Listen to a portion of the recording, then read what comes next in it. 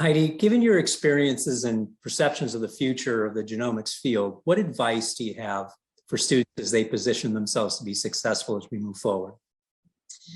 Sure. I think certainly taking classes in both biology and other fields related to medicine, if you're interested in genetics and genomics, would be, an area to focus on. I would also think about computational sciences. There's increasing reliance on computational platforms and work in order to enable both the research that we do, as well as clinical genetic testing, and being able to develop learning healthcare systems where in real time, we are taking in the data from healthcare, we are processing it and learning from it so that the next patient who walks in the door can benefit from the data from all of the patients who have come before them. And so thinking about the computational sciences as well as the biological sciences are areas that are really ripe to facilitate career paths in genomic medicine.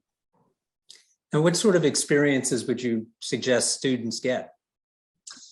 So I think certainly taking classes in those areas. There's also opportunities in the summer to do internships in laboratories or in healthcare fields where you can get exposure to either the research or clinical genetic testing. When I have run, clinical labs, we often have interns that join the clinical lab for the summer, and those experiences can help expose students to what those fields are like, so that they may, be better informed about what aspect of either medicine or research they may be interested in. Now, as someone who has likely seen a number of interns in career, what sort of attributes or characteristics do you see that would make them attractive, a student attractive in terms of internships? I think the most important attribute is an energy and enthusiasm for learning. Most of the interns we take in don't have a huge background in the work we do, and that's okay.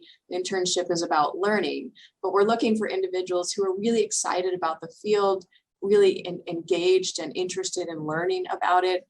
So I think that drive to want to learn and want to be a part of the field, and the energy to get involved in lots of different aspects and take advantage of the incredibly rich environments that we have here in the biomedical research and healthcare fields. So I think it's in some ways the letters of recommendation showing that those students are just the go-getters and really want to learn about the field, I think is what I often look for.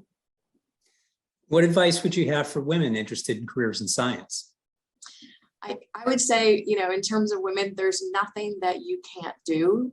And, I as a woman in the STEM field have been privileged to be able to, pursue any path that I wanted, and have been very supported in those paths and feel capable to do anything. So I think there's no limit. And I certainly encourage both women and men to join, the biomedical research and the clinical genomics and the genomic medicine fields. They're all ripe for participation of any individual. It sounds like there are lots of opportunities. There are lots of opportunities, absolutely.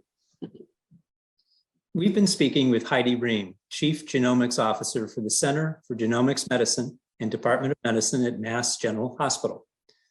Thank you so much for your career field perspectives.